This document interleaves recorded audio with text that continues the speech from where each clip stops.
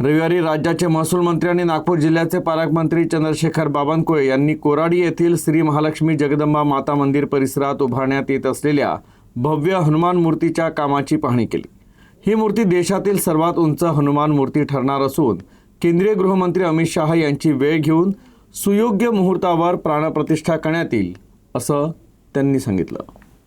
कोराडी येथील श्री महालक्ष्मी जगदंबा संस्थान परिसरात सुरू असलेल्या विविध विकास कामांचा पालकमंत्री चंद्रशेखर बावनकुळे यांनी आढावा घेतला। नागपूर सुधार प्रन्यास आणि नागपूर महानगर प्रादेशिक विकास प्राधिकरण यांच्या माध्यमातून सुरू असलेल्या विकास कामांची त्यांनी पाहणी केली। मंदिर परिसरातील तलाव क्रमांक 3 इथं उभारण्यात येत असलेल्या 158 फूट उंच हनुमान मूर्तीच्या कामाच्या ठिकाणी भेट दिली आणि माहिती जाणून घेतली। संपूर्ण तीर्थक्षेत्र विकासासाठी शासनानं 214 कोटी 94 लाख रुपयांच्या निधीस प्रशासकीय मान्यता दिल्याची माहिती त्यांनी यावेळी दिली। 158 फूट उंचीची हनुमानजीची मूर्ती या ठिकाणी साकारण्यात येत आहे।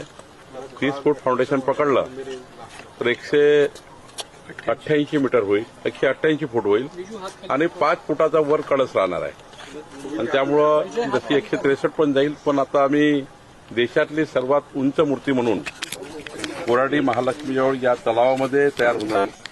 तलावामध्ये पूर्ण पाणी भरून असणार आहे, बोट असणार आहे जाण्याकरता आणि दर्शनाला जाता येईल तिथे। तर अशी मूर्ती या ठिकाणी साकारण्यात आलेली आहे। मला वाटतं 3 महिन्यामध्ये आम्ही माननीय केंद्रीय गृहमंत्री अमित शहा यांची वेळ मागणार आहे। त्यांच्या हस्ते हा उद्घाटनाचा कार्यक्रम मूर्तीच्या दर्शनाचा कार्यक्रम या ठिकाणी सुरू करणार आहोत।